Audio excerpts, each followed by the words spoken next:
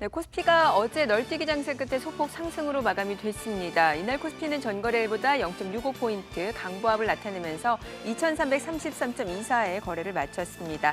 장중한 때는 2300선을 밑돌면서 2287선까지 떨어졌다가 오후 들어서 낙폭을 만회하면서 상승 전환했습니다. 코스닥 지수 전일보다 0.73포인트, 0.09% 소폭 상승하면서 843.45로 마감이 됐습니다. 수급 상황 살펴보겠습니다. 이날 유가증권 시장에서는 개인 투자자가 3,280억 원을 순매수하면서 지수를 방어했고요. 기관과 외국인은 각각 2,809억 원, 559억 원을 순매도했습니다. 코스닥 시장에서 역시 기관의 매도 우위가 나타났습니다. 1,015억 원 순매도를 나타냈고요. 개인 투자자와 외국인은 각각 915억 원, 292억 원을 순매수했습니다.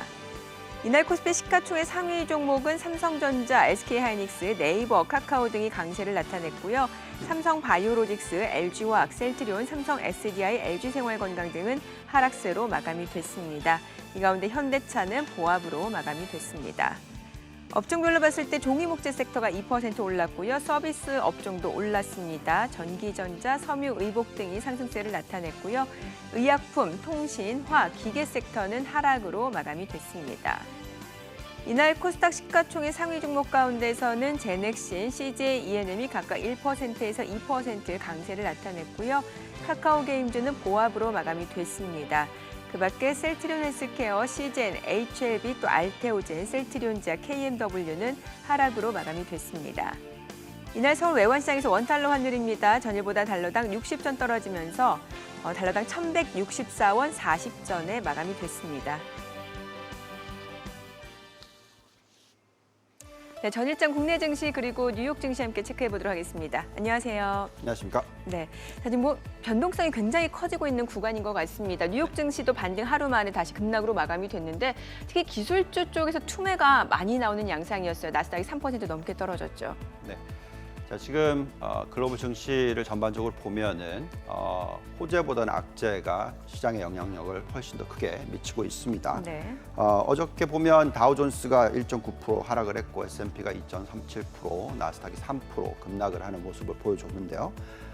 전반적인 이런 흐름을 놓고 보면은 이미 벌써 4주째의 어떤 조정 장세가 이어나고 있습니다. 네. 지난주만 놓고 보면은 별로 큰 변동성은 없었습니다만 그 전 두 주가 큰 폭의 하락, 나스닥 같은 경우에 거의 10% 가까이 하락을 하는 두 주였고요.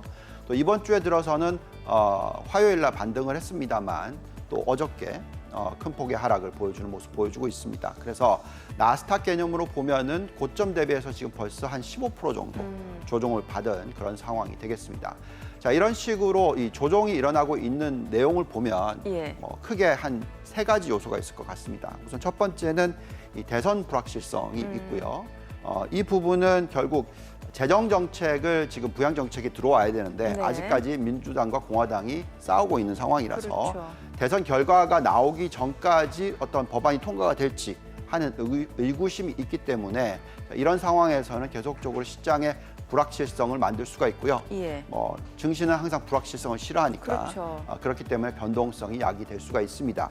그다음에 두 번째 요소는 아무래도 이 미국과 중국의 갈등 요소들, 틱톡 이슈라든지 여러 가지 이슈를 놓고 봤었을 때 전반적으로 신냉전 시대다 이렇게 얘기를 하면서 미국과 중국이 같이 나가는 게 아니라 서로 싸우는 모습을 계속 보여주고 있기 때문에 글로벌 경기 부분에 있어서도 우려가 있다라고 보시면 되겠습니다. 그다음에 세 번째 부분이 이제 코로나인데 코로나의 재확산 가능성에 대해서 이제 조금 있으면 이제 겨울이 오니까 또 다시 한번 큰 폭의 확진자 수가 늘어날 수도 있다라는 우려가 있기 때문에 그렇다면 봉쇄를 할 거다 이럴 가능성들, 또 우리나라도 2.5 거리두기 있었으니까 자, 이런 여러 가지 요소들이 결국 경기 회복에 찬물을 끼얹는 것이 아니냐 이런 걱정들이 있으면서 전반적으로 시장의 변동성을 야기하고 있습니다. 그렇기 때문에 이런 부분이 그럼 도대체 얼마나 갈 거냐, 아니면 이게 실질적으로 대세 하락장의 시작이냐 이런 질문을 할 수도 있겠지만 매번 말씀을 드리고 있습니다만 대세 하락장의 시작은 아니다라고 말씀을 드리고 있고 다만 언제까지 이런 변동성이 이어질지 하는 부분에 있어서는 계속적으로 일어나는 이런 여러 가지 요소들을 보면서 판단을 해야 될 것 같습니다. 예, 일단 악재에 지금 더 민감해진 시장 분위기다라는 말씀을 주셨는데 간밤 미국 쪽에서는 이제 미국 그 법무부가 소셜미디어 업체들의 면책 특권을 제한하는 방안을 의회에 제출할 것이다 이런 소식이 또 알려지면서 또 기술주 투매가 나오는 모습이었거든요. 이게 쉽게 얘기하면 IT 업체들에 대해서 좀 규제를 강화하겠다 이렇게 좀 인식이 되는 부분이 있어요. 괜찮은 거예요? 네, 자 이게 정책적인 요소 부분인데요.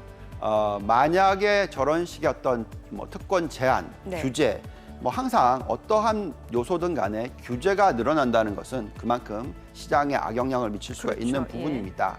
자, 그런데 실질적으로 이런 부분이 정말로 큰 폭의 어떤 이익 실적에 영향을 미칠지는 두고 봐야 되는 것이고 실질적으로 일어날지는 잘 모릅니다. 근데 네. 여기다가 제가 볼 때 이 3% 급락이 일어났던 요소로 보면은 저 부분도 있지만 사실 배터리 대기가 훨씬 더 영향이 테슬라가 많이 컸었다라고 떨어졌죠. 보시면 될 것 같고요. 너무나 많은 기대치가 몰려 있다 보니까 예. 이 바랬던 이 100만 마일 배터리 나오지가 네. 않았으니까 물론 발표한 내용이 굉장히 저는 좋다고 보는데 이 투매 현상이 일어났었고 테슬라가 10% 가까이 폭락을 네. 하는 모습, 10% 이상이죠. 폭락하다 보니까 전반적으로 시장의 흐름에 악영향을 미쳤다라고 보시면 될 것 같습니다. 네. 자, 그런데 저는 계속적으로 이 기술주, 나스닥, 또 특히 테슬라에 대해서는 예. 이번에 발표한 내용이 굉장히 독보적이다라고 저는 판단을 하고 있어요. 네. 그래서 이 정도의 어떤 조정이 들어왔었다면 얼마나 추가로 더 하락할지는 정확한 정답은 없습니다만 보통 대세 상승장에 있으면서의 어떤 하락폭이 들어올 때는 네. 만약에 20% 가까이 하락폭이 들어온다. 그러면 이거는 정말로 절호의 기회가 되는 거죠. 대세 상승장에 있다면 그렇습니다. 지금 현재 아까 말씀드렸듯이 한 15% 정도의 나스닥 조정이 있었다고 네네. 보시면 되겠고 이 정도의 조정이 있었으면은 충분히 어느 정도 악재들을 많이 반영한 상황이다. 네. 대신에 반등하는 타이밍에 있어서는 아직까지 우리가 계속 얘기하고 있는 이 대선 요소가 있으니까 그게 11월 3일입니다. 예. 그리고 또 보통 9월 달이 미국 시장이 안 좋아요. 원래. 네, 그래서 보통 이제 시장이 다시 반등하기 시작할 때는 10월 중순쯤. 예. 그러니까 만약에 실적 발표되는 부분들을 예상을 한다면 네. 조정이 있다 하더라도 10월 중에는 큰 폭의 반등이 있을 수도 있기 때문에 또 11월 3일이 대선이고요. 그래서 이런 요소들을 조금 더 이따가 좀 더 짚어봐야 될 것 같습니다. 네, 자 어제 그럼 국내 증시 리뷰를 좀 간단하게 해볼게요. 개인 투자자가 순 매수를 보여줬는데 뭐 사실 뭐 외국인이 그렇게 물량을 많이 내던진 것도 아니에요. 기관의 물량도 그렇게 규모가 크다고도 볼 수 없을 것 같은데 시장이 많이 떨어졌다가 오후에 이제 상승 반전하는 모습이었는데 최근에 보면은 국내 증시도 변동성이 굉장히 커지고 있거든요. 뭔가 불안하다라는 걸 반증하는 거 아니겠어요? 네. 자, 국내 증시는 뭐 당연히 변동성이 클 수밖에 없을 것 예. 같아요. 왜냐하면 3월 말에 저점 대비해서 코스피는 뭐 거의 80% 가까이 상승을 했었고 코스닥은 저점 대비해서 100% 상승을 했기 때문에 전 세계에서 가장 많이 상승한 지수가 코스닥이었고 네. 전 세계에서 네 번째로 많이 상승한 지수가 코스피였습니다. 자, 이렇게 큰 폭의 상승을 했기 때문에 당연히 변동성이 들어올 수 있는 구간이었고요. 여기에 참 안 좋은 뉴스들이 좀 겹쳤었어요. 예. 무슨 뉴스들이었냐면 우선 첫 번째는 아무래도 또 LG화학 이 물적 분할 부분에 있어서 네. 제가 전에 말씀드렸잖아요. 코스피가 2,600 전 고점을 시도를 할 건데 그게 적정 가격인데 그 적정 가격은 지배구조 문제가 네. 많이 사라졌을 때라고 얘기를 했지 않습니까? 예, 예. 근데 이 LG화학이라는 이슈가 다시 불거지면서 또 지배구조에 대한 의구심이 만들어지는 것이죠. 자, 한국 기업들은 항상 보면 이런 지배구조 문제에서 벗어나기가 참 어렵다. 그래서 투자하기가 정말 어렵다라는 거죠.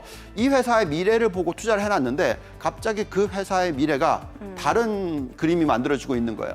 그러니까 그러면 그만큼 투자하기가 어려워지고 불확실성을 싫어하는 것이 주식시장이기 때문에 그런 변동성을 만들었고요. 또 여기에 내년이 되면은 이 대주주 네네. 조건을 10억에서 3억으로 떨어뜨리겠다. 그렇죠. 자, 이렇게 되면 3억인데 대주주?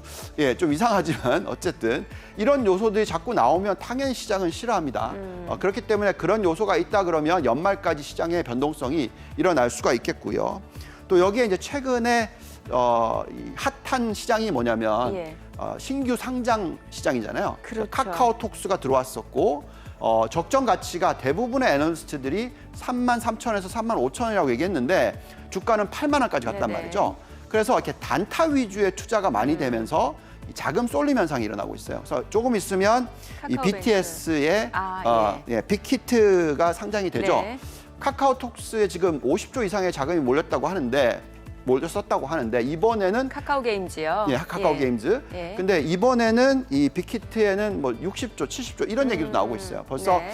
자금이 이쪽으로 몰리면서의 어떤 수급 문제가 생기고 있다라는 얘기도 나옵니다. 그래서 이런 여러 가지 요소들이 시장의 변동성을 이야기한다고 보시면 되겠고요. 예. 그렇지만 이런 여러 가지 요소를 다 들어보시면 굉장히 단기적인 요소들이다. 예. 그래서 이런 부분은 단기적인 영향을 미치지 큰 흐름의 변화를 가지고 오지는 않을 거다라고 생각하고 있습니다. 네, 알겠습니다. 자, 오늘 뉴욕 증시 여파로 국내 증시 양시장 조정이 예상되고 있습니다. 잠시 후 동시효과 상황 전략으로 다시 돌아오겠습니다.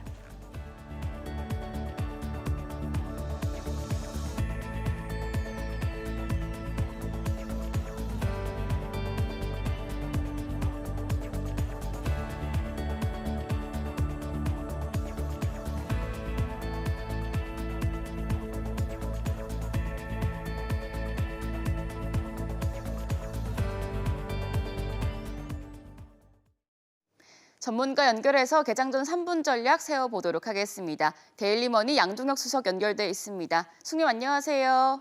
네, 안녕하세요. 네, 지금 코로나 재확산 우려의 뉴욕 증시가 하락 마감했습니다. 주요 기술주들이 낙폭을 키웠고요. 특히 테슬라 같은 경우에는 어제 있었던 테슬라 배터리 데이가 실망스러웠다는 평가를 받으면서 10% 넘게 폭락하기도 했는데요. 자, 이런 상황에서 국내 증시 오늘 어떻게 전개될까요? 네, 이번 주는 특히나 투자자분들이 굉장히 당황을 많이 했을 거라 생각을 합니다. 일단 변동성이 정말 심했는데 미증시의 영향과 외국인들의 매도세가 짙었기 때문이고 어제 같은 경우는 특히나 테슬라의 배터리 데이에 주목하신 분들이 많았을 겁니다. 예. 2차 전지 관련주들 역시나 이제 변동성이 정말 심했죠. 일단 월요일에도 제가 한 차례 말씀드렸지만 전기차 배터리에 대한 언급이 있다면 국내 2차 전지 관련주들의 투자 심리가 위축되면서 부정적인 영향을 미칠 것이라고 말씀드렸습니다. 시장 판도를 일단 바꿀 만한 신기술 발표는 없었고 배터리 원가를 시장 예상치보다 더 크게 이제 줄이겠다는 계획을 밝히면서 배터리 업체의 수익성 악화 우려가 불거졌기에 실망 매물이 쏟아져 나왔는데 테슬라 배터리 데이에 의한 큰 상승폭을 그려줬기에 당연하게 실망 매물이 쏟아져 나온 겁니다. 이제 2차 전지에서 자율주행 관련주로 흐름이 넘어갔고 일단 역시나 개인들의 매수세가 굉장히 돋보이고 있습니다. 코스피 같은 경우에는 이제 3거래일 연속 순매수, 코스닥은 무려 이제 9거래일 연속 매수를 하고 있다는 말인데 아직도 예탁금 규모는 50조 원 위로 유지하고 있기에 사실 추후 상승 여력은 저는 충분하다고 보고 있습니다. 일단 오늘 시장의 조정 또한 미증시의 영향을 받아서 불가피하겠지만 예. 단기적으로 생각한다가 이제 지금 겪는 시장은 다소 건강한 조정이라고 생각을 할 수 있겠습니다. 네, 건강한 조정이라는 평가해 주셨습니다. 수석님, 이렇게 2차 전지 관련주가 급락한 반면에 또 최근까지 조정을 받던 언택트 관련 업종은 상승세를 보였는데요. 오늘 장에서는 어떤 업종에 관심 가져볼 만할까요? 네, 일단은 제가 관심 가지시라고 말씀드릴 관련주로는 최근 아주 뜨거운 투자 열기를 보여줬던 공모주 청약 이제 신규 상장 관련주입니다. 바로 카카오뱅크인데 일단 최근 다들 아시다시피 SK 바이오팜서부터 카카오 게임즈, 빅히트 엔터 등 신규 상장 종목에 대해 공모주 청약 열기가 정말 뜨거웠습니다. 바로 어제 이제 카카오뱅크가 기업 공개를 추진하겠다고 밝혔고 당연하게 이제 카카오뱅크 관련주로 수혜를 좀 받을 수 있을 거라고 생각이 되는데 예. 일단 카카오는 말할 것도 없이 가장 높은 지분을 보유하고 있고요. 한국투자금융지주도 역시나 지분율 약 5% 가깝게 보유하고 있어서 대주주로 올라가 있습니다. 카카오 게임즈나 이제 빅히트 상장 예정에 이제 수혜를 받았던 넷마블도 4% 가까운 지분율과 이제 또 다른 코스닥 상장 기업인 예스24 주식회사 역시나 2% 가까운 지분을 이제 보유하고 있기 때문에 장외 시총일이 이제 카카오뱅크의 상장 본격화에 역시나 관련주들 수혜를 받을 수 있을 것으로 이제 판단이 되고 최근 공모주 청약 부분도 개인 투자자분들의 투자 열기를 이제 뜨겁게 달아오르게 해주고 있기 때문에 대어로 꼽히는 카카오뱅크 관련주들 금일 체크하시면 되겠습니다. 네, 오늘은 카카오뱅크 관련주 주목해 보셔야겠습니다. 수석님, 그럼 마지막으로 오늘장 대응 전략까지 세워주시죠. 네, 오늘은 중점적으로 이제 보셔야 할 부분이 차익 실현 매물에 대한 대응을 좀 하시는 게 좋을 것 같습니다. 일단 앞서 말씀드린 대로 2차 전지 관련주를 예를 들면 기대감에 이제 큰 상승폭을 그려주다가 하락하는 모습을 이제 보여주고 있는데 개인 투자자분들이 가장 많이 놓치는 점이 이런 부분에 있어서 더 올라가지 않을까. 바로 이런 기대감 때문에 더욱 이제 좀 증시를 지켜보는 경우가 있는데 사실 이런 부분만 좀 조심하시고 욕심만 버리셔도 충분한 수익을 챙기실 수 있다고 볼 수 있는 시장이기 때문에 오늘 시장에서는 이제 고점에 있는 종목들 이제 수익 실현도 적절하게 하시면서 제가 늘 강조했던 종목 회전에 대한 포트 구성 필히 신경 쓰시고 대응하시면 되겠습니다. 네, 차익 실현 매물에 잘 대응하셔야겠습니다. 말씀 잘 들었습니다. 데일리머니 양종혁 수석이었습니다. 지금까지 개장 전 3분 전략 세워봤습니다. 네, 지금 시각 8시 52분 향해 가고 있습니다. 오늘 양시장 예상 체결지수 확인해 보도록 하죠. 코스피가 오늘 2% 가까운 조정이 예상되고 있습니다. 2,300선이 붕괴가 되면서 2,288선 출발 예상이 되고 있습니다. 과연 장중에 낙폭을 줄일 수 있을지 아니면 또 낙폭이 확대되는지 여부가 중요한 포인트가 될 것 같고요. 코스닥 3% 넘게 빠지면서 820선마저도 이탈할 걸로 보입니다. 817선에서 출발이 예상되고 있습니다. 시가총액 상위 종목 예상 체결가 확인해 보도록 하겠습니다. 오늘 대형주들 줄줄이 약세가 예상이 되고 있습니다. 삼성전자가 1.5% 하락 출발 예상되고 있고요. SK 하이닉스도 마찬가지죠. 3% 가까운 내림세가 예상되고 있습니다. 네이버 어제 올랐습니다만 오늘 또 하루 만에 어제 상승분을 반납할 걸로 보이네요. 예상 체결가 28만 9천 원이고요. 삼성 바이오로직스 70만 원 이탈하면서 69만 8천 원 지금 예상 체결가 기록이 되고 있습니다. LG화학입니다. 일단 테슬라가 10% 넘게 빠졌고요. LG화학도 오늘 또 3% 추가적으로 주가 약세가 예상되고 있습니다. 예상 체결가 61만 원으로 나타나고 있습니다. 자, 이 가운데 아모레퍼시픽 LG는 상승 출발 예상되고 있는 상황이네요. 코스닥 시가총액 상위 종목 예상 체결가도 확인해 보겠습니다. 셀트리온 헬스케어가 4% 넘게 빠질 것으로 보입니다. 이렇게 되면 나흘 연속 하락세 이어지게 되는 셈이고요. 예상 체결가는 86,200원으로 나타나고 있습니다. CGN 2% 내림세 예상되고 있고요. 알테오젠도 5% 넘게 빠질 걸로 보입니다. 이 가운데 HLB가 급락 출발 예상이 되고 있고요. 카카오게임즈 4% 약세 예상되면서 예상 체결가 53,400원으로 나타나고 있습니다. 지금 코스닥 쪽에서도 전반적으로 그동안 많이 올랐던 종목들에서 차익 실현 물량들 나오면서 주가 조정 불가피할 것으로 보입니다. 자, 이제 오늘 개장까지 6분가량 남았습니다. 다시 한번 좀 체크 포인트 정리를 해보도록 하죠. 앞서서 지금 시장에서 큰 변수 중에 하나가 그 대선 불확실성이라고 말씀을 주셨으니까요. 그 대통령 임기별로 봤을 때 어떤 다우존스 지수 추이를 좀 살펴볼 수 있을 것 같은데요. 네. 지금 악재로 작용하는 것 중에서 가장 큰 부분이 네. 대선 부분입니다. 여기 지금 차트 올라왔는데 다우존스로 보시면 1896년 이후에 대통령 임기 구간에 이 분기별 다우존스 수익률 추이인데 지금이 이제 마지막 분기지 않습니까? 그렇죠. 그래서 그때 보시면은 저 초록색 선 오른쪽 끝에 보시면 거의 뭐 5% 가까이 상승을 합니다. 그리고 또 그 다음 분기를 보시면 또 4% 가까이 상승을 하니까 굉장히 큰 폭의 상승을 대통령이 바뀌는 그 구간에 일어납니다. 그런데 지금 보시면은 오히려 이제 한 6주 정도 남았잖아요. 시장은 빠지고 있습니다. 네, 이 왜 그러냐면 이 당선이 될 때까지의 불확실성, 즉 이 민주당과 공화당의 두 후보가 네. 박빙의 승부가 예상이 되면 시장은 불안해요. 그렇기 때문에 정확한 방향성을 잡지를 못하는 것이죠. 그래서 보통 그 전 뭐 2달 정도가 하락 주기에 들어온다라는 그런 통계도 있습니다. 그래서 그런 하락이 지금 나타나고 있는 게 아닌가라는 우려가 있고요. 또한 이 S&P를 놓고 좀 한번 보실까요? S&P를 놓고 보시면은 이 4년 동안의 상승폭을 쭉 보시면 첫 해는 한 4% 정도 오르고요. 그 다음에는 한 5% 정도 오르고 또 그 다음에는 굉장히 높은 거의 뭐 10몇 %씩 오르고요. 또 마지막 해는 7% 정도 오릅니다. 네, 여기서 이제 이거를 지금 이 트럼프 대통령이 당선이 되고 나서의 흐름하고 좀 비교를 해서 말씀을 드릴게요. 지금 트럼프 대통령이 당선이 됐었을 때 첫째 해에 자그마치 지수가 19%나 상승을 했어요. 자, 그러면 과거 평균이 한 4%인데 19%나 상승을 했다. 자, 이건 뭐냐면 초과 수익률이 15%나 나왔다라는 거죠. 네. 도대체 왜 이런 초과 수익률이 나왔는지를 생각해 보면 간단합니다. 법인세 인하였다라는 거죠. 법인세를 갖다가 30% 이상이던 법인세를 크게 낮춰서 뭐 21% 지금 수준이잖아요. 네네. 그렇기 때문에 초과 수익률이 한 15% 정도가 들어왔었다라고 보시면 되는데 지금 문제는 만약에 바이든이 당선이 되면 네. 바이든이 뭐라고 얘기를 하고 있냐면 법인세를 21%에서 28%로 올리겠다라고 얘기를 하고 있으니 이 초과 수익률을 다 훼손할 수가 있다는 예. 거죠. 상당히 많은 부분을 훼손할 수가 있다는 예. 겁니다. 그렇기 때문에 지금 보시면 바이든이 당선될 가능성이 있다면 네. 지금 4분기를 봤었을 때 4년째를 봤었을 때 예. 시장이 7% 정도 상승을 해야 되는데 7% 상승 못하고 네. 겨우 지금 뭐 한 3, 4% 정도 상승을 하는 모습 보여주고 있다는 거죠. 예. 자, 그래서 이 부분을 감안하고 들여다보면은 예.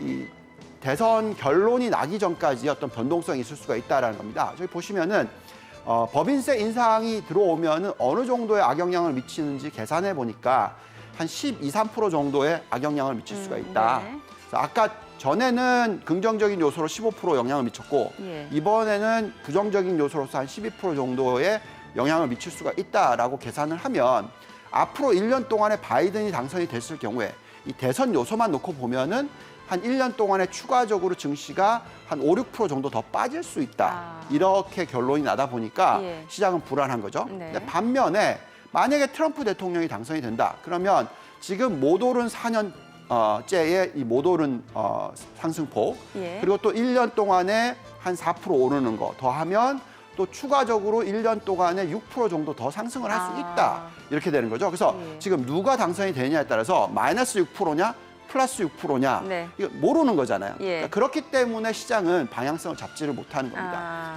물론 기본적인 시각 자체는 우리가 아직까지 대세 상승장에 있다라고 생각을 하고요. 예. 그렇지만 이 대선 결과가 나오는 11월 3일까지는 앞으로 한 6주 정도 남았는데 이 구간까지의 어떤 변동성에 대해서는 생각을 하셔야 되고 그나마 다행스러운 부분은 뭐냐? 예. 이미 벌써 많이 하락을 했다라는 부분이고 대세 상승장에 있어서 보통 10%에서 20% 정도 조정이 대부분 그게 끝이라고 생각을 한다면 이미 거의 7, 80% 이상의 하락은 보였다라는 거죠. 예. 그렇기 때문에 앞으로의 더 추가적인 하락이 일어나거나 추가적인 변동성이 일어난다면 우리는 이거를 매수 기회로 삼을 수가 있다라는 말씀을 드리겠습니다. 나스닥은 어때요? 사실 밸류에이션 뭐 부담, 고점 논란이 워낙 많았기 때문에 나스닥도 이미 충분히 조정을 거쳤다라고 보시나요? 그렇죠. 나스닥이 가장 상승폭이 앞으로 클 거라고 생각을 하고 있고요. 예. 지금 현재 고점 대비해서 어저께까지 포함시키면 한 15% 정도 조정을 받았으니까 정말 많이 받은 거라고 생각을 하고 있고요. 좀 더 나중에 자세히 들여다봐야 될 텐데 나스닥은 이 대세다라고 생각을 해야 된다고 말씀을 드리겠고 앞으로 추가적으로 1년, 뭐 길게 보면 6년 가까이도 예. 추가적인 상승을 할 수 있는 지수라고 생각을 하고 있고 이것은 전체적인 어떤 패러다임의 변화가 일어나고 있기 때문에 네. 그 패러다임의 변화 부분을 확인할 필요가 있다라고 말씀드리겠습니다. 실질적으로 밸류에이션 추이가 어떤지도 좀 간략하게 보면 좋을 것 같은데요. 네, 자 지금 보시면은 이 PBR이 5.1배 정도 된다라고 예. 얘기를 하면서 비싸다라고 얘기를 할 수가 있습니다. 네. 왜? 지금 S&P 500은 한 3.4배 PBR이에요. 그러니까 거의 한 1.5배 수준의 프리미엄에 고평가돼 있는 게 아니냐 이런 얘기들을 하시지만 저희가 볼 때는 그렇지 않다라고 얘기하는 이유가 저기에 보면 이제 ROE라는 숫자가 있지 않습니까? 네. 한 19.3% 나오고 있고 그러면 또- 그 ROE 얘기는 저희가 개장 이후에 좀 자세히 좀 들어보도록 할게요. 자, 오늘 국내 증시 개장하겠습니다.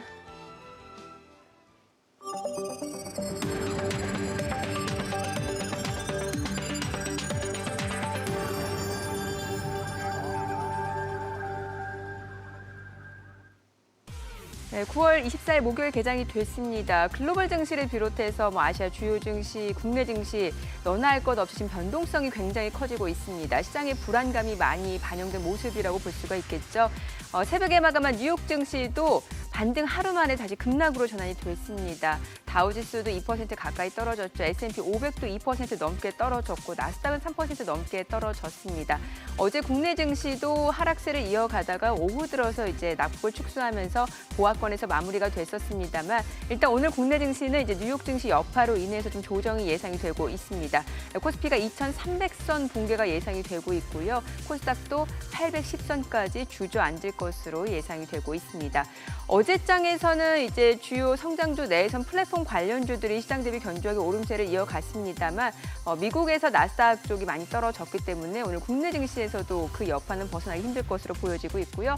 성장주 위주로 또 그동안 많이 올랐던 종목들 위주로 주가 조정이 불가피할 것 같습니다. 자, 오늘 양시장 출발지수 확인을 해보도록 하죠.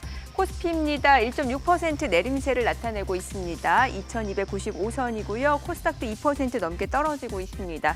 825.74포인트입니다. 시가총액 상위 종목 시초가 확인을 해보도록 하죠. 오늘 대형주들 많이 떨어지네요. 지금 삼성전자, SK하이닉스가 1% 내외의 하락세 이어지고 있는 상황이고요. 네이버가 어제 많이 올랐습니다만 어제 상승분을 또 많이 반납하고 있는 모습입니다. 2% 넘게 떨어지면서 29만 원에 거래가 되고 있습니다. 자, 이 가운데 현대차도 3% 약세고요. 삼성바이오로직스도 2% 내림세입니다. LG화학입니다. 1% 넘게 떨어지고 있네요. 62만 3천 원에 거래가 되고 있습니다. 오늘 전반적으로 많은 종목들이 하락세를 나타내고 있는 상황이고요. 다만 일부 종목들에서는 빠르게 또 양봉으로 전환이 되고 있습니다. IT 섹터, 삼성전자, SK하이닉스가 지금 양봉으로 전환이 됐고요. 셀트리온, LG화학도 양봉으로 전환이 됐습니다. 결과적으로 이러한 종목들에 대해서는 또 대기 매수세가 아직은 계속해서 남아있다라고 좀 보시면 되겠죠. 코스닥 시가총액 상위 종목 시초가도 확인해 보겠습니다. 셀트리온 헬스케어가 1%대 약세입니다. 이로써 나흘 연속 하락세를 이어가는 셈이고요. 88,900원에 거래가 되고 있습니다. 시젠도 1% 내림세, HLB가 2% 넘게 떨어지네요. 102,900원이죠. 알테오젠도 3% 약세고요. 카카오게임즈도 2% 하락으로 54,300원에 거래가 되고 있습니다. 지금 시각 9시 2분 지나가고 있습니다. 수급 상황도 확인을 해보도록 하죠. 오늘 유가증권 시장에서는 어제와는 다른 매매 패턴입니다. 개인 투자자가 팔고요. 외국인과 기관은 순매수를 보여주고 있습니다. 외국인이 지금 149억 원가량 순매수를 보여주고 있고요. 기관은 오늘 금융투자, 연기금을 중심으로 매수세가 유입되면서 565억 원 순매수를 보여주고 있습니다. 개인은 887억 원 순매도에 나서고 있습니다. 업종별 수급을 봤을 때 오늘 외국인은 전기전자에서는 팔고 있고요. 화학, 의약품 섹터에서는 순매수를 보여주고 있습니다. 기관이 전기전자에서 지금 순매수를 보여주고 있습니다. 오늘 IT 섹터가 빠르게 양봉으로 전환이 되는 건 또 기관 쪽에서 IT 섹터를 중심으로 매수에 가담하고 있기 때문이고요. 오늘 주 메이저 수급 주체는 순매수를 보여주고 있습니다. 코스닥 수급 상황도 확인해 보겠습니다. 코스닥도 마찬가지입니다. 외국인과 기관이 사고요. 개인 투자자는 팔고 있습니다. 497억 원 순매도고요. 외국인이 이 물량을 받아내고 있습니다. 기관도 24억 원 순매수에 가담하고 있습니다. 지금 시각 9시 4분 향해 가고 있습니다. 환율도 체크를 해보도록 하죠. 오늘 외환시장 개장 상황입니다. 달러원 환율은 6원 60전 상승하면서 1,171원에 개장이 됐습니다. 환율도 좀 여쭤볼게요. 달러 약세 기조가 좀 이어지나 싶었는데 이게 워낙 상황이 불안하다 보니까 다시 달러가 좀 강세로 전환이 되고 이러다 보니까 금값은 또 떨어지고 있는 모습이거든요. 앞으로 상황에 대해서 어떻게 보시나요? 네, 계속 말씀을 드렸지만 그 환율의 변동성이 너무 빠르게 일어나면 시장에 좋을 이유가 없습니다. 네. 예를 들면 지난주 금요일 날 원화가 큰 폭으로 절상을 했었잖아요. 그렇죠. 1,160원 가까이로 떨어지는 모습 보여주니까 보통 이제 안정적인 절상 모습을 보여주면 외국인의 추세는 순매수를 하죠. 왜냐하면 앞으로 뭐 한 달 뒤, 2달 뒤에 원화가 절상으로 갈 거다라는 걸 생각한다면 지금 사도 늦지 않으니까. 근데 한꺼번에 막 14원이나 절상을 해버리면 앞으로 추가적으로 원화가 절상할까? 이런 걱정을 할 수가 있지 않습니까? 그렇기 때문에 외국인들의 수급이 나빠질 수가 있는 거죠. 그래서 이 환율의 변동성이라는 것은 굉장히 어쨌든 주식시장에 좋은 게 아닙니다. 네. 그렇지만 좀 중장기적으로 놓고 보면은 앞으로 이제 환율이 시장에 미치는 영향이 그렇게 클까 하는 부분은 있어요. 왜냐하면 이 원화와 달러를 보기 전에 이 달러 지수를 놓고 말씀을 드리면 과거에 달러 지수가 103 정도에 있었을 때는 달러 인덱스요. 당연히 90대 초반까지도 절상을 할 거다라는 얘기를 해드렸었고 근데 그 달러 지수가 92까지 내려왔잖아요. 그러면 103에서 90이니까 10% 이상 절하가 된 거죠. 자, 그렇다 보면은 이제 그때부터는 추가적으로 절하되기에는 펀더멘탈적으로, 즉 은행권의 펀더멘탈이 괜찮기 때문에 예. 추가 절하는 어렵다라고 얘기를 해드렸고, 예. 그래서 아마도 이제 환율은 달러 지수가 박스권에 있을 거다. 어느 정도 수준이냐면 뭐 92에서 네. 뭐 96 사이 정도, 굉장히 얕은 박스권이다라고 예상을 하면 지금 벌써 또 달러가 94.4까지 예. 올라왔어요. 자, 그러면 이제 위로 올라갈 룸도 그렇게 크지 않을 수가 있다라는 거죠. 즉 이거는 또 원화로 따지자면 예. 결국은 원화도 마찬가지로 1,160원 선이 바닥, 좀 더 많이 올라가면 뭐 1,180원 정도, 예. 이 정도의 박스권에서 왔다 갔다 할 수 있다라는 것이 되고요. 자, 이렇게 되면 수급 부분에 있어서는 외국인들의 입장에서는 예. 좋은 종목은 사는 거고, 아. 결국은 환율에 신경을 쓰지 않고 그러니까 환율에 덜 민감하게 덜 된다. 민감하게 아. 펀더멘탈적인 부분을 가지고 투자를 하게 된다라고 말씀을 드리겠고, 그렇기 때문에 지금 같은 시장에서는 조정이 있을 때, 변동성이 있을 때 도대체 어떤 종목을 사야 되느냐, 종목 고르기가 가장 중요해진다라고 말씀드리겠습니다. 네. 자, 종목 선택 얘기 잠시 후에 좀 해보도록 하겠고요. 앞서서 저희가 나스닥 밸류에이션 얘기를 할 때 그 자기 자본 이익률 얘기를 해주신다고 했어요. 네. 이 얘기를 더 먼저 이어가 볼게요. 네.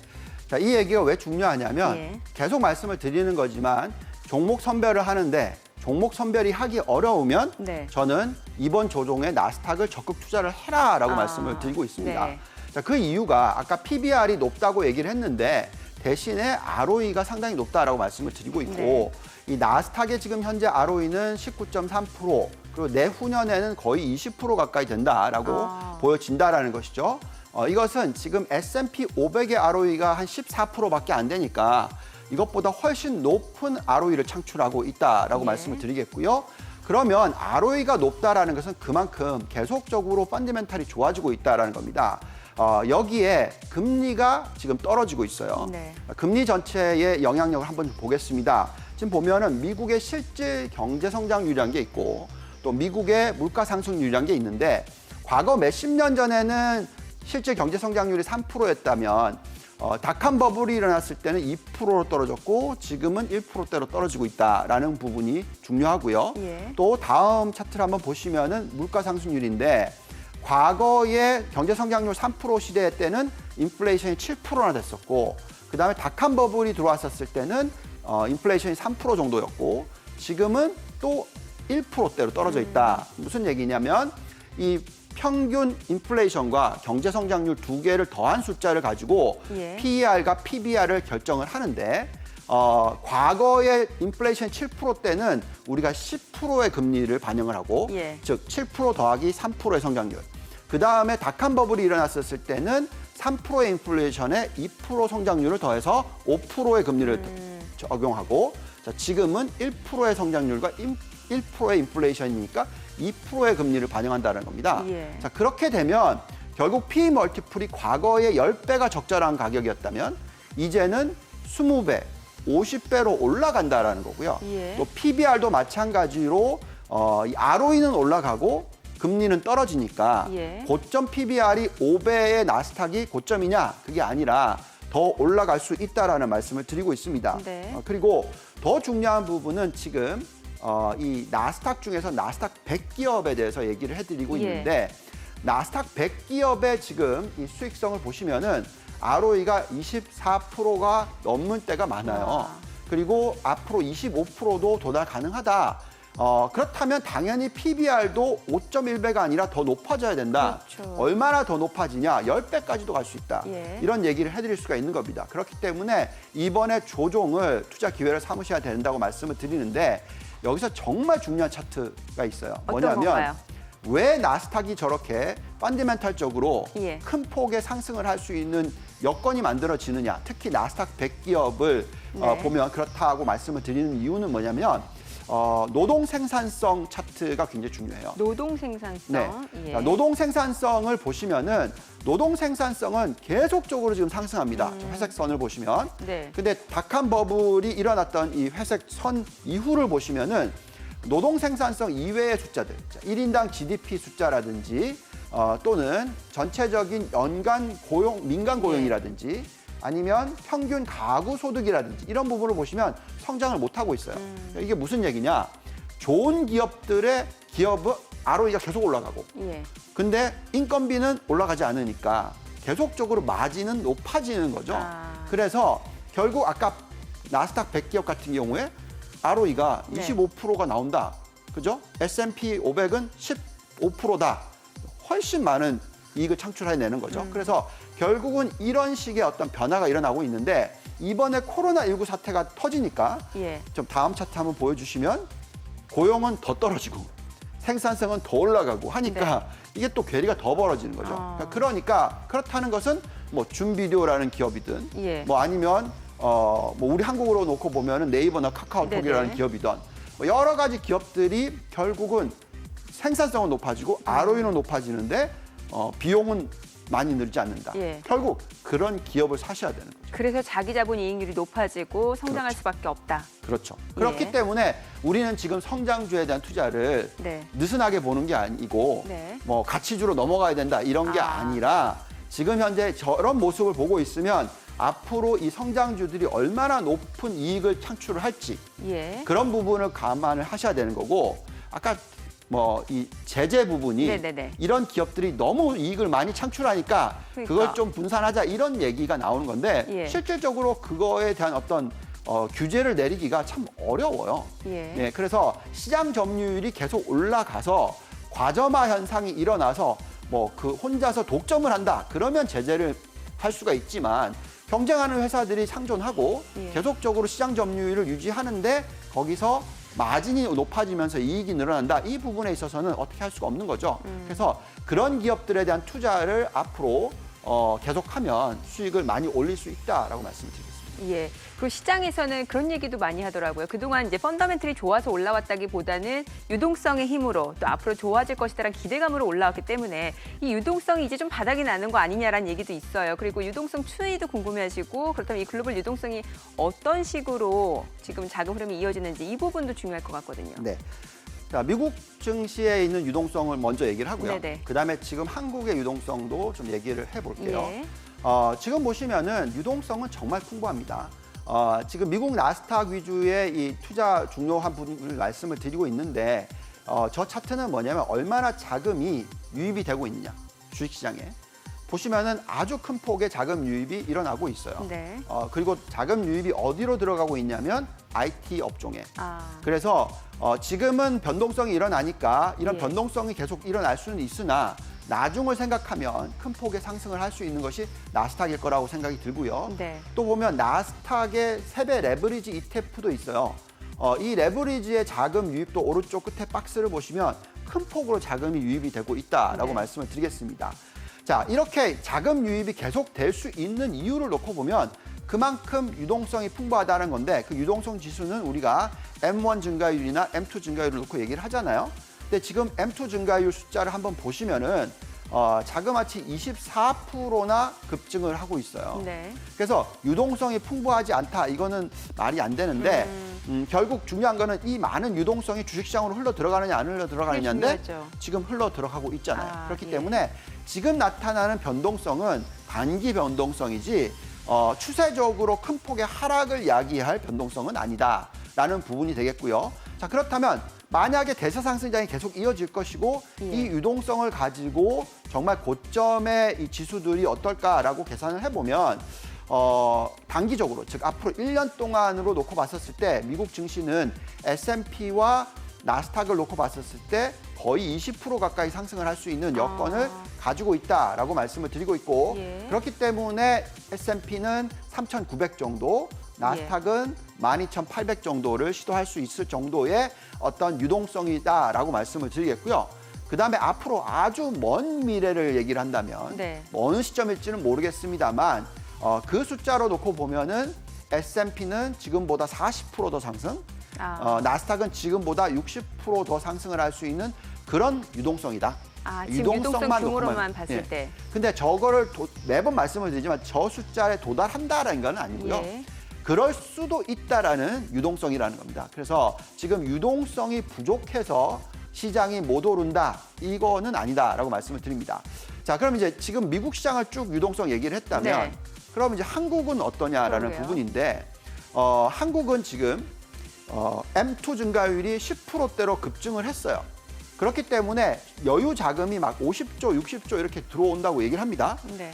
그렇기 때문에 주식시장을 바치고 개인 투자자들이 시장을 끌어올리고 하는 걸 하는데 자, 최근에 너무 이 IPO 시장이 너무 핫해요. 아, 오늘도 보니까 뭐 예스24 한국금융지주 지금 상승세인데 이게 다 사실 그 카카오뱅크 관련 주잖아요. 네. 카카오뱅크 IPO를 확정 지으니까 이 예스24 한국금융지주 다 올라가거든요. 그렇죠. 예. 아까 말씀드렸듯이 양도세 이런 게 있잖아요. 예. 그 양도세는 언젠가 올라올 거 아니겠습니까?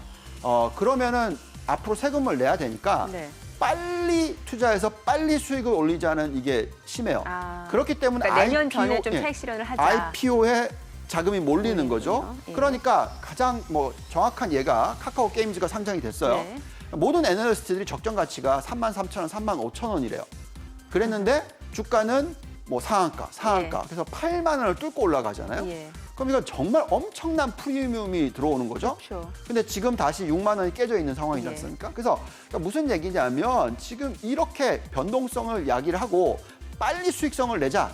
그래서 빨리 자금이 한때에 몰리니까 오히려 다른 쪽에는 자금이 부족하다라는 거죠. 예. 그래서 지금 이제 조금 있으면 뭐 세계적인 1등 가수 그룹인 BTS 관련주가 이제 상장이 되는데 여기에 지금 자금 몰리는 수요 예측이 지금 얘기가 나오고 있는데 다음 달 5일, 6일 공모주 청약한다고 그러니까요. 하더라고요. 그럼 그때까지 예. 지금 자금이 마를 수가 있다라는 거죠. 아, 그 공모주 청약하기 위해서 자금을 준비하는 거 실탄을 확보하는 그렇죠. 거군요. 그런 게 지금 있고 여기에 또 이 10월 8일이 예. 이 옵션 만기일이잖아요. 그렇기 때문에 이런 단기적으로 한 번의 변동성을 일으킬 수 있는 요소가 만들어지고 자금은 이쪽으로 몰리고 예. 그러면 시장은 변동성이 확대되고 이쪽은 또 거품을 확 만들고 또 그 사이에 추석 연휴도 있고. 그렇죠. 그러니까 지금은 불확실할 수밖에 없다는 거예요. 아. 근데 그렇다고 해서 유동성이 없느냐? 아니죠. 예. 아니 도대체 한 종목에 자금이 60조, 70조 몰린다. 이건 제가 본 적이 없는 예. 시나리오죠. 예. 그렇기 때문에 그게 끝나고 나면 네. 그러니까 5일, 6일 청약이 끝나고 나면 엄청난 유동성이 남아돈다라는 거죠. 아. 그래서 시장을 또 끌어올릴 수 있다라는 거고 근데 지금은 단기적으로 변동성을 일으키니까 예. 그것 때문에 시장은 변동이 일어난다라고 보시면 되겠습니다. 오히려 이렇게 조정을 보일 때 좀 뭔가 접근해 볼 만한 뭐 투자처가 있을 것 같은데요. 네. 뭐 간단하게 말씀을 드리면 사실 뭐 카카오 게임즈도 마찬가지지만 정말 많은 돈을 청약을 하셔가지고 예. 뭐 몇 주 받고 이런 거잖아요. 예. 실질적으로 그렇죠. 그렇잖아요. 예. 물론 수익성은 100%, 뭐 200% 이렇게 날 수는 있으나 수익률로만 보면 그렇지만, 예. 그렇지만 실질적으로 내가 자금 투입한 거에 비해서는 못 하잖아요. 네. 그리고 지금 이 뭐 빅히트도 마찬가지겠죠. 예, 예. 이게 60조 정도의 자금이 쏠린다. 그러면 도대체 몇 주 정도 받겠습니까? 네. 그래서 제가 볼 때는 지금 현재 시점에서 한국 기업들 중에서 펀드멘탈이 좋은 기업들 그리고 아까 계속 말씀드렸지만 이 4차 산업혁명 관련돼서의 이 성장주들 뭐 이런 종목들에 대해서 조정을 또 많이 받으면 받을수록 기회가 되는 거죠. 예. 그래서 우리가 계속 말씀드렸던 뭐 이 전반에 전기차, 반도체, 에너지 예. 자, 이쪽 그리고 또 지금 이 언택트, 바이오 종목들 다 조정을 크게 받고 있어요. 그 중에서 가장 1등할 수 있는 기업들 위주로서의 지금 여유 자금을 이렇게 빠질 때 기회로 삼으셔서 투자를 하는 게 오히려 나중에 BTS 관련주를 청약을 해서 수익을 내는 것보다는 더 높은 수익을 올릴 수도 있다는 거죠. 또 종목 선택 귀찮으신 분들은 ETF 해도 되는 거잖아요. 그렇죠. 예. 그래서 그렇기 때문에 지금 현재 시점에서는 우리가 계속 얘기하는 이런 대표적인 업종 투자가 중요하다고 말씀을 드리고 있고요. 예. 그리고 또 이런 생각을 하시면 좋겠습니다. 양도세 부분은 예. 이미 미국 같은 경우에는 있는 부분이잖아요. 예. 그래서 그런데 생각해 보시면 지난 10년 동안에 미국의 투자를 미국 나스닥에 투자를 하셨으면 예. 수익률이 400%가 나왔어요. 아, 그러네요. 근데 우리나라 코스피는 투자를 하셨으면 예. 10% 나왔어요. 아. 그럼 양도세 내나 안 내나 아무 소용이 없는 거죠. 예. 400% 수익이 나서 양도세 22%를 내는 게 300%의 수익을 올리는 게 훨씬 낫지. 10%의 양도세를 안 낸다 그래서 큰 차이가 없다라는 거죠. 그래서 네. 제가 말씀드리지만 지금 현재 시점에서는 펀드멘탈적인 차원에서 투자를 한다면 항상 기업을 보시고 기업에 대해서 앞으로 미래 가치가 있다면 그런 종목에 분할 투자를 하셔서 좀 장기적인 차원의 수익성을 올리는데 가장 중요한 초점을 맞추셔야 된다는 말씀드리겠습니다. 네, 알겠습니다. 시장 전망과 전략까지 이야기 들어봤습니다. 본부장님 오늘 말씀 고맙습니다. 잘 들었습니다. 감사합니다. 지금 시간 9시 20분 지나가고 있습니다. 외국인 오늘 또 순매수를 보여주고 있습니다. 외국인은 또 과연 어제장에서 어떤 종목들을 위주로 매수했는지 외국인 순매수 상위 종목 현재 주가 상황 보겠습니다. SK하이닉스입니다. 오늘 2% 가까이 올라가고요. 셀트리온과 네이버는 내림세입니다. NC소프트 하락이고요. LG전자 0.3% 떨어지고 있습니다. 자, 그리고 외국인 하나솔루션, 카카오, 넷마블, 녹십자도 순매수를 해줬습니다. 하나솔루션 오늘장 현재 주가 상황 0.6% 상승이고요. 카카오는 하락입니다. 넷마블이 소폭 오름세네요. 17만 5천 원이고요. 녹십자, SK케미칼 3% 약세입니다. 기관 순매수 상위 종목도 살펴보도록 하죠. 역시 SK하이닉스, 카카오, 네이버, 포스코입니다. 오늘 포스코가 1% 약세고요. NC소프트도 1% 떨어지고 있습니다. 자, 그리고 기관 LG전자, 만도, 한샘, 롯데, 정밀화학도 순매수를 했습니다. LG전자가 소폭 내림세고요. 만도가 좀 많이 떨어집니다. 5% 약세로 34,300원에 거래되고 있습니다. 롯데 정밀화학도 하락이고요. 쌍용량에도 1% 하락세 이어지고 있습니다. 지금 시간 9시 21분 지나가고 있습니다. 시장 전체적인 흐름 다시 한번 좀 확인해 볼게요. 코스피입니다. 지금 1.3% 내림세. 그래도 낙폭을 조금 줄여내고 있는 모습이죠. 2,300선은 또 회복이 됐고요. 코스닥도 1.7% 하락으로 828.56포인트입니다. 9월 24일 목요일 개장성 전해드렸습니다.